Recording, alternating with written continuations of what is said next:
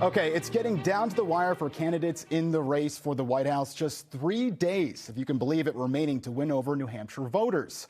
And taking a look at our exclusive Suffolk University, NBC 10 Boston and Boston Globe tracking poll, here's where things stand as of right now tonight. Former President Donald Trump still holding on to a very strong lead, jumping 1 percentage point from yesterday. Nikki Haley also jumped up 1 percentage point, and she's in second place with 36%. While Ron DeSantis is a distant third with 7%. It's not just the Republicans on the campaign trail, though, this weekend.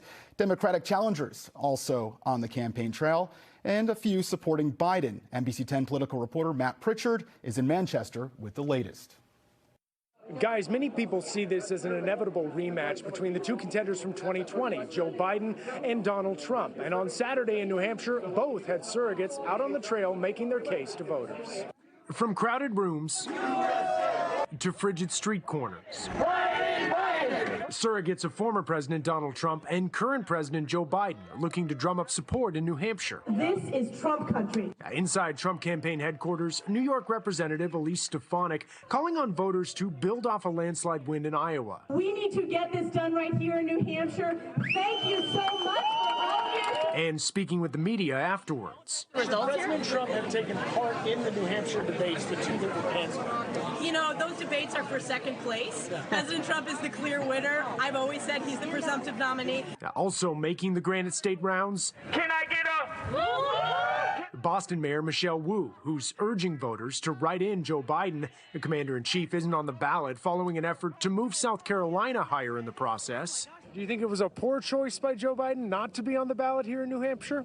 I can't pretend to understand the many, many complexities of his schedule and the DNC. I'm certainly not in those decision-making rooms. I'm here to share from our experience in Boston. One other moment worth mentioning. Anybody want some coffee? Thank you. No? How about coffee? Oh, here's some more people. Across the street from Biden supporters, Dean Phillips' Manchester office. The long-shot Democratic challenger seizing the moment. Where is he? Where is he? Where is the President of the United States? Forget even being here physically. Why is he not on the ballot? So voters are going out listening to all of these different perspectives before they head to the polls. That is January 23rd right here in New Hampshire. We'll be keeping you updated as the entire weekend rolls along. In Manchester, Matt Pritchard, NBC 10 Boston. All right, like Matt said, the former president has been very busy in New Hampshire this week. This is a live look right now at his rally in Manchester. You can see it's a packed house right there. Trump is expected to take the stage in just about an hour, and our Malcolm Johnson is there right now. Before the event kicked off, he got a chance to speak with some of those voters.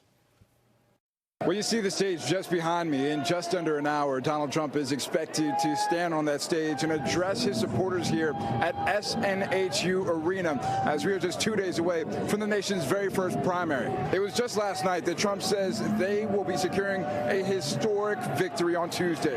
Trump is polling just above 50% here in the Granite State.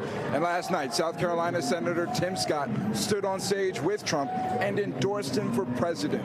The president is expected to speak about a range of issues that he's been speaking about over the last couple of days, including shutting down the border, improving the economy, Joe Biden being a threat to democracy, and weaponizing the Department of Justice as he faces 91 criminal offenses and 4 criminal cases. We have been speaking with his supporters as they have waited outside in 15-degree temperatures to see the former president speak about the things that they care about most. The economy is driven by energy, and we've taken a total left-hand turn under this administration. When Donald Trump was president, gasoline was $1.87 a gallon. A loaf of bread didn't cost you $4.50. A gallon of milk didn't cost you $6. He did wonders for the economy. He, made us independent oil. He was able to secure the border in one fell swoop.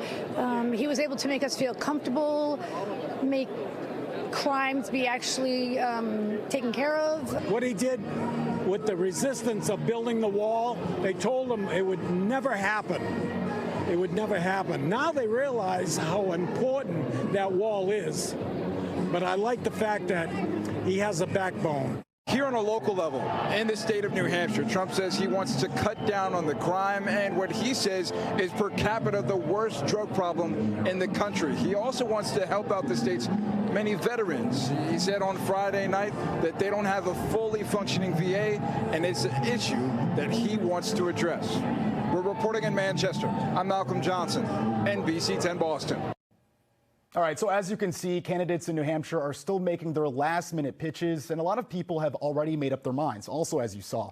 But then you have the undeclared voters. They're the ones who could really move the needle. Let's take a closer look at how this all works.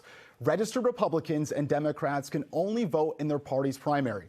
Undeclared voters can choose a ballot from either one.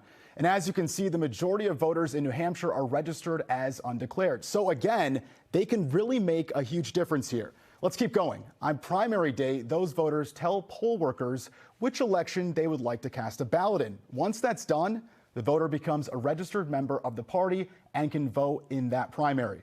After they cast their ballot, they can return to undeclared status with the election supervisors before leaving the polling place. And our special coverage in New Hampshire is going to continue all throughout this weekend.